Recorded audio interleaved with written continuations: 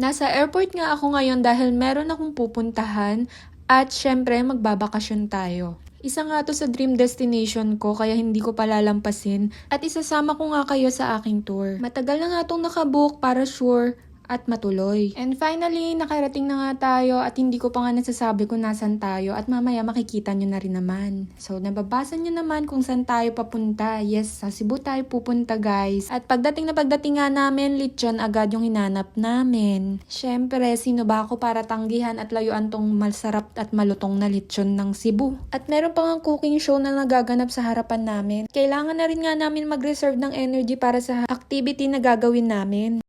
Ito nga yung unang araw namin sa Cebu para simulan yung mga itinerary namin. Ito nga yung first destination namin, ang Sirao Garden. Isang grupo nga kami at all-in package na kinuha namin. Para less hassle na din sa oras. Ang luwang nga ng garden na to at ang dami mong pwedeng pagpicturan. At syempre, hindi ako magpapahuli.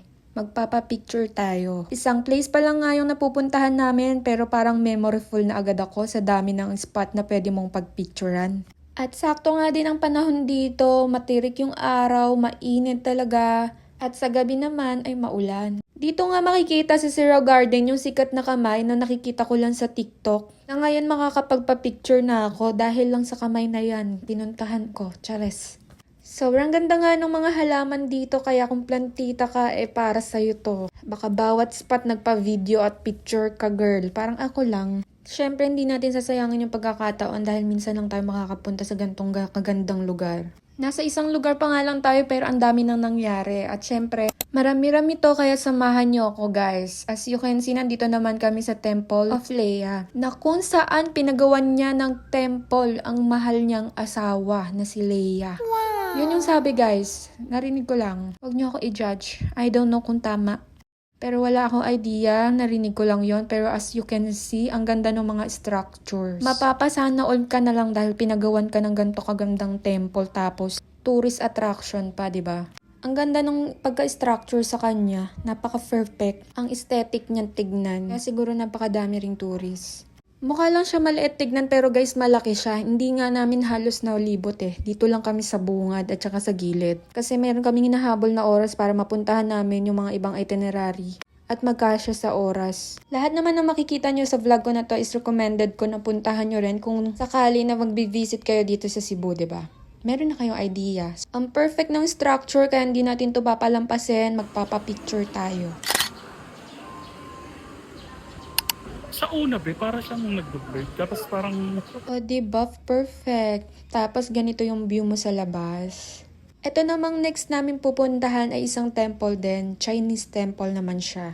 Yung mga tourist attraction niya dito sa Cebu guys, medyo magkakalapit lang. At mabilis lang yung biyahe. Kaya talaga sa isang araw napakadami naming napuntahan. Isang araw pa nga lang kami dito pero nararamdaman ko na yung pagod, init. Pero syempre nakaka-enjoy guys. Talagang masasabi mo na sulit yung araw at yung binayad mo. Usually kasi sa mga pinupuntahan namin is puro DIY kami. So ngayon, naka all-in package kami. Mapa-hotel at saka sasakyan. Sila na ang bahala sa mga destinasyon na mga pupuntahan namin or mga iba pang gustong puntahan. So wala nga ako masyadong masishare sa inyo dito about sa may temple na pinuntahan namin.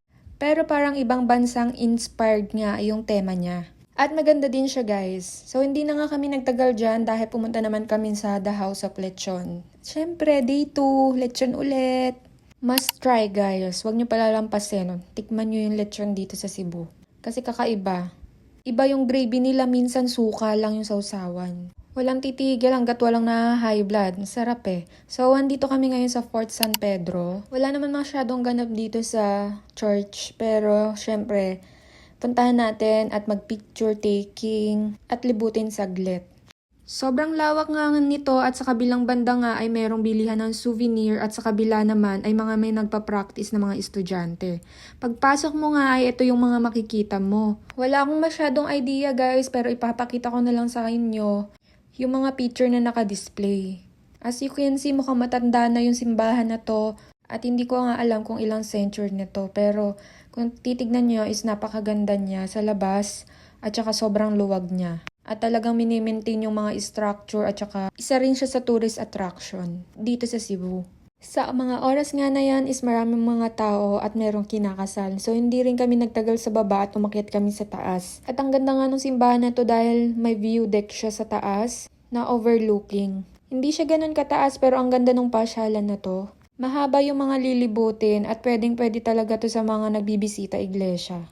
So niyaya ko pa kayo papunta sa taas, wala rin naman pala akong nakita. Pero may overlooking naman siya dito.